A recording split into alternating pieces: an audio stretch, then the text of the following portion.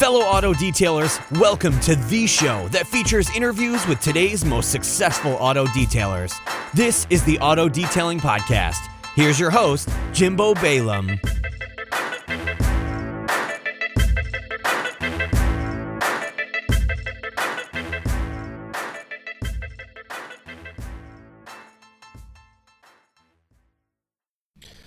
Hey, what's up, everyone, and welcome back to this episode of the Auto Detailing Podcast. This episode is let's see if I can bring it up real quick while I buy myself some time. This is episode 415 of the Auto Detailing Podcast. Thanks for checking this one out. And really, my thought, I don't know if it's the new year or what it is, but my thought has really been centered around with this podcast, like get back to the basics. And I think sometimes we can get kind of so caught up in continuing to progress, which is great, and trying to be so advanced that we forget the basics. So in this episode, probably you could already tell by the title, I thought back to mid-May of 2008 and how did I, as a 19-year-old, get my first clients for detailing. This is still one of the major issues I see in Facebook groups when you guys write in. It's definitely one of the major issues I see is how do I just get started? How do I get those initial few clients? How do I do it? And it's interesting too because at the same time right now, my sisters are starting their career, and they're kind of in this awkward, crappy kind of initial phase of where you don't really have experience. So it's hard to get a job somewhere, but you also don't have experience, so you don't know how to get clients, but it's hard to get clients and you don't want to be in that spot. You just want to be like, 2-3 years down the line and making better money. And it's kind of a tough spot. So anyway, I thought it'd make for a really good podcast to do that. So, but before we get into that, I want to tell you one of the major mistakes I made during this initial time of just starting my business. And that is I didn't have a proper CRM or a customer relationship management software or database where I kept all my client information. Now, granted, this is 2008 and the internet isn't at the scale that it is today, and the apps and even credit card processing back then was very limited. And in fact, I didn't even take credit cards until Square came out, but I started detailing before Square even came out. So, but one of the major mistakes I did was just not keeping accurate records of my clients, what services they were getting done, how much was I charging them for that service. And where this really hurts is when your client calls you and go, yeah, I'll have the same as last time. And you have no record of them even being a client. You don't know what they did last time. You don't know their address. You don't even know their name. You don't know how much you charge them. So you kind of look back to your notes and try to find something, or try to, in conversation, ask them, how much was it? What did I do last time? And it just doesn't look very professional. So that's why I have a couple things in place now that I just beat to death through talking about them. And the first one is House Call Pro.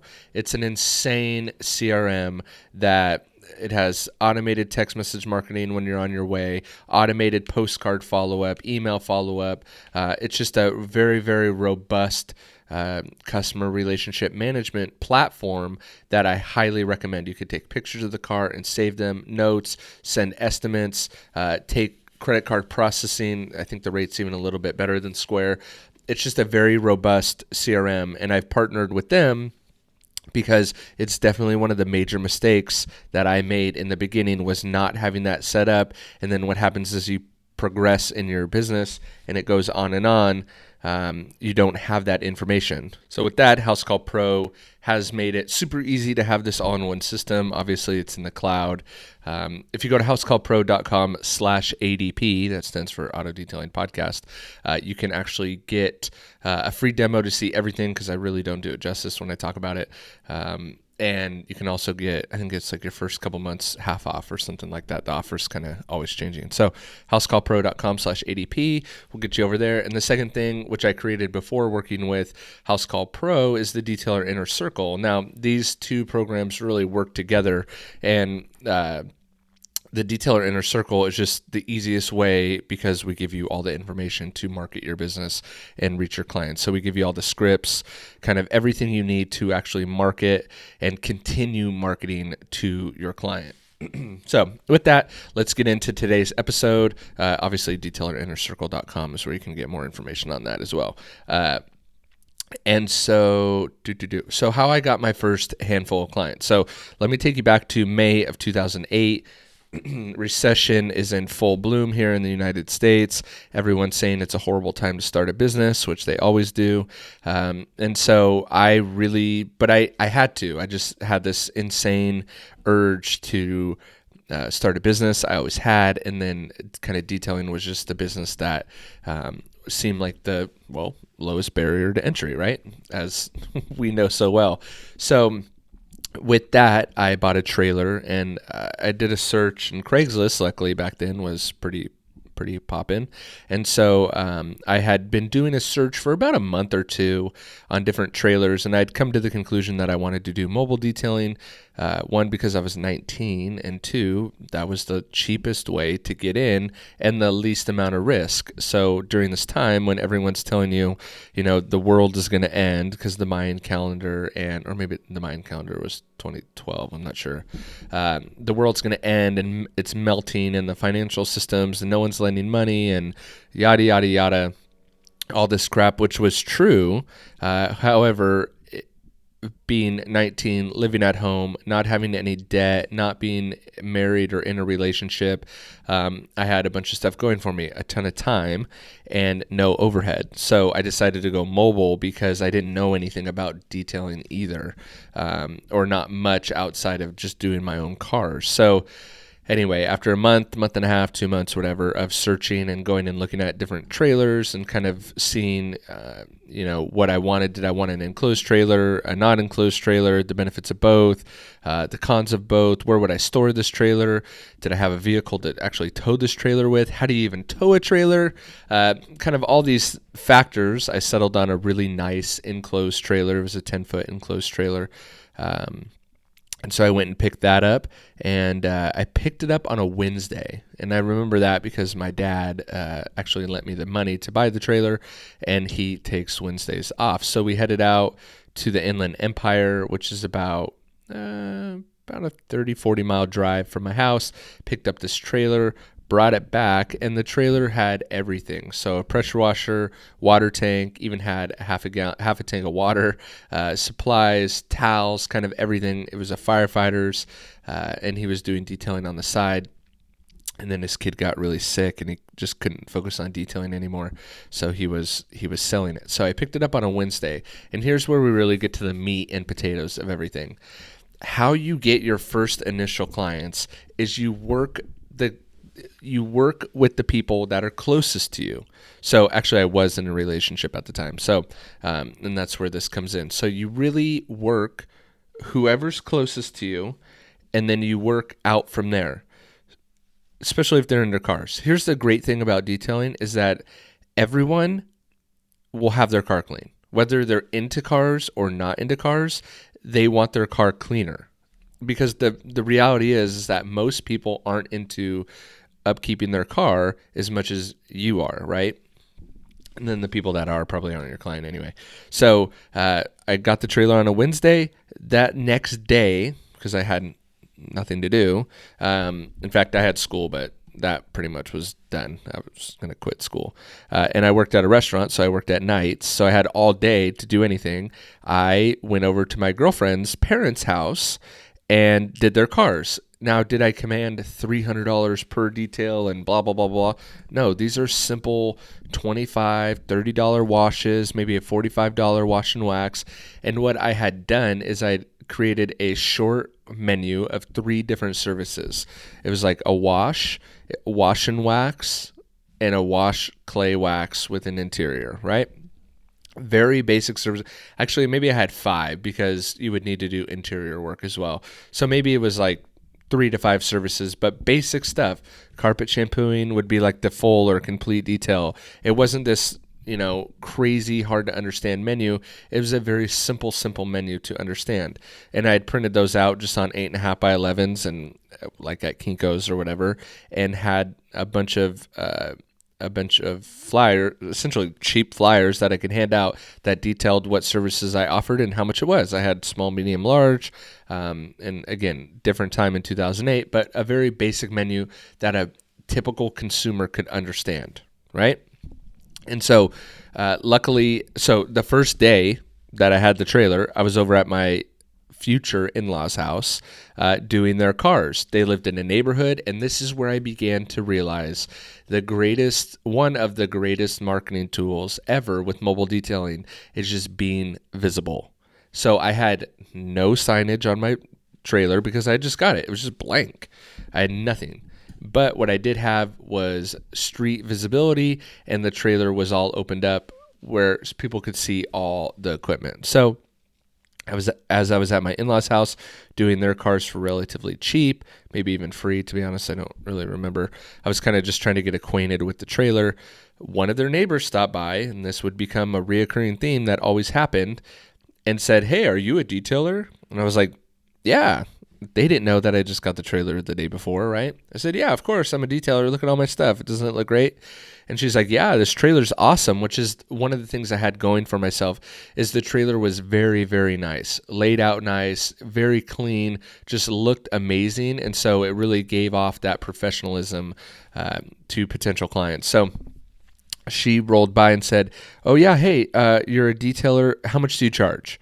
Right? And at the time I just printed out that menu thing, and I'm like, "Oh, here, take one of my flyers." And she goes, "Oh, this is great. When can you do it? Do you have time tomorrow?" Which would have been Friday. I said, "Absolutely, I have time tomorrow," because she wanted the full detail package, which I think was like $165 at the time. And so I was like, holy crap, I'm making like $80 in tips at night at the restaurant. I could go over to this lady's house for 4 hours, which is less than my shift at the restaurant, make $165 in this new business. I had hit the lottery, right? So boom, there was my next client. Did her on Friday. Completed the detail on Friday. Made the $165. I think she tipped me. All is well in the world. I'm off to the races. What I was simultaneously doing at the same time is reaching out to any one of my parents' friends that worked or had a car. And as it turned out at the time, one of my mom's friends, and this is what you should do too, and this is why you work your inner circle out, right? Your parents' friends, your friends, whoever's closest to you that already knows, likes, and trusts you is where you got to start, and then work out from there. And that's the easiest way to get clients.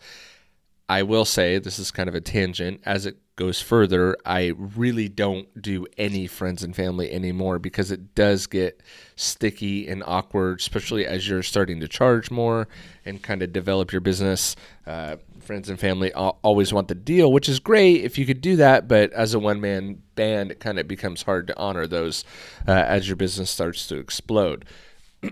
So, as it turns out, going back to the story, my mom's friend worked at a corporate office building, and they had a car washer coming there, but he hadn't been there for a few weeks. That was a huge break for me.